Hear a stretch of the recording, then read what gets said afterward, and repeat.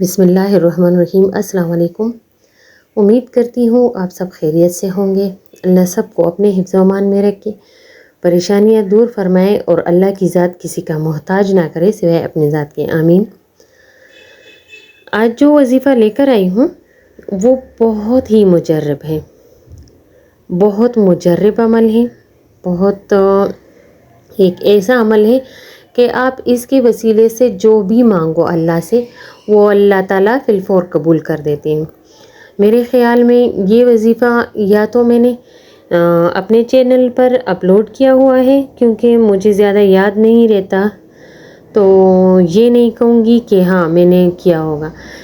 یہ سورۃ المائدہ کا ایک وظیفہ ہے، ایک آیات ہے، یہ سورۃ مائدہ میں ہے، تو ہو سکتا ہے کہ یہ وظیفہ میں نے آپ کے ساتھ شیئر بھی کیا ہوا ہو، پر اس کے بینیفٹس آپ دیکھو گے اتنے زیادہ فائدے ہیں اس کے، اتنے زیادہ فائدے ہیں اس کے کہ اگر ہم بیٹھ جائیں اس کو بیان کرنے میں تو اس میں گھنٹوں گھنٹوں بیت جائے، دنوں کے دنوں بیت جائے اور اس کے فائدے ختم ہی نہ ہو۔ تو ایک ایسا وظیفہ ہے یہ، تو اس لیے آپ اس کو ضرور ضرور آزما کے دیکھ لیجئے، آزمانا ہے آزما کے دیکھ لیجئے۔ میں نے خود بھی یہ وظیفہ کیا ہوا ہے۔ اچھا، مجھے یہ ایک چھوٹی سی آیت ہے لیکن مجھے یاد نہیں ہو پا رہی تھی، تو میں نے کیا کیا کہ اس کو اپنے موبائل کے اسکرین پہ لگا دیا۔ جب میں نماز پڑھتی تھی اس کے بعد میں پڑھ لیتی تھی۔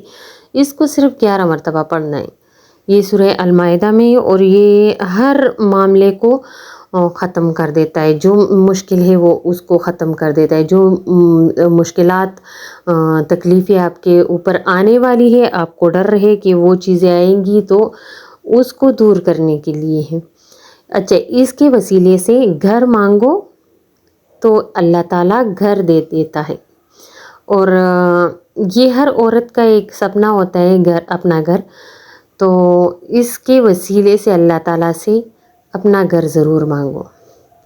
اپنی چھت ہونی چاہیے، چھوٹی ہو بڑی ہو، یہ نہ ہو کہ انسان ناشکرا بن جائے کہ میں نے تو بڑا گھر مانگا تھا اللہ نے چھوٹا دے دیا، یا ابھی یہ چھوٹا ہے میں بڑا گھر مانگنا چاہتی ہوں۔ ہاں مانگے، لیکن جو چھوٹا آپ کے پاس ہے اس کا شکر ادا کر کے مانگے، کیونکہ بہت سے ایسے لوگ ہیں جن کے سر کے اوپر چھت ہی نہیں ہے۔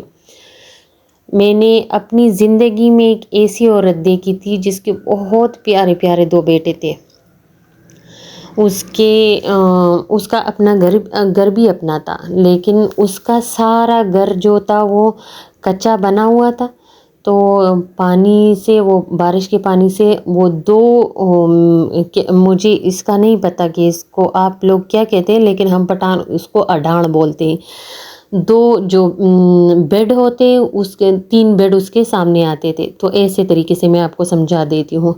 3 بیڈ سامنے آتے تھے، تو اس کے 2 بیڈ کی جگہ وہ نیچے گر گئی تھی، وہ بیچاری اپنے 2 بچوں کو ساتھ لے کر ایک وہ بیڈ والی جگہ پہ، وہ سارے ایک بیڈ میں اکٹھے ہو جاتے تھے۔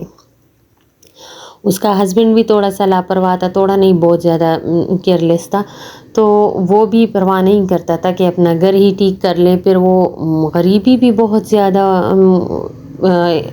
یہ رزق کی تنگی، یہ چیزیں بھی بہت زیادہ، تو ایسے لوگ ہیں جو ساری ساری رات بارش بہتی تھی اس کے چھت کے اوپر، وہ بارش برستی تھی، وہ چھت کے اوپر نہیں، ان کے روم میں، ان کے کمرے میں برستی تھی، اور وہ ایک جگہ پہ ایسے چھوٹی سی جگہ پہ ایک کونے میں بیٹھ کے سارے، اور ایک بیڈ پہ سارے بیٹھ کے وہ دیکھتے تھے کہ سارا گھر نیچے آ رہا ہے، نیچے آ رہا ہے، اب بھی آ رہا ہے، اب بھی آ رہا ہے۔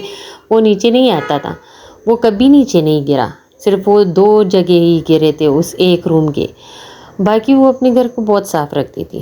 خیر، یہ ایک چھوٹا سا واقعہ تھا، وہ سنا دیا، جو میرے ریلیٹیوز میں بھی آتی ہے وہ، اب شکر الحمدللہ اللہ نے اس کو ایک بڑا گھر دے دیا، بہت خوش ہے وہ اپنی جگہ پر۔ ہاں، وہ ہسبینڈ نہیں رہا، وہ اس نے چھوڑ دیا، لیکن وہ جس دوسرے ہسبینڈ کے پاس ہے وہ بہت خوش ہے اس میں۔ بس یہ ایک چھوٹی سی بات تھی، وہ آپ کے ساتھ شیئر کر دی. لیکن یہ میں نے اس لیے بولا، ان کو میں نے کوئی وظیفہ نہیں دیا، میں نے ایسے ہی ان کی بات بول دی. اچھا، یہ میں آپ کو یہ بول رہی ہوں کہ چھوٹا گھر ہو اور یا بڑا گھر ہو، بس اس کا شکر ادا کرنا ہے. اللہ تعالیٰ اس سے بھی بہت انسان کو دیتا ہے. جو آپ کے پاس ہے اس کا شکر ادا کرو. اور اپنے گھر کے لیے یہ وظیفہ بہت مجرب ہے.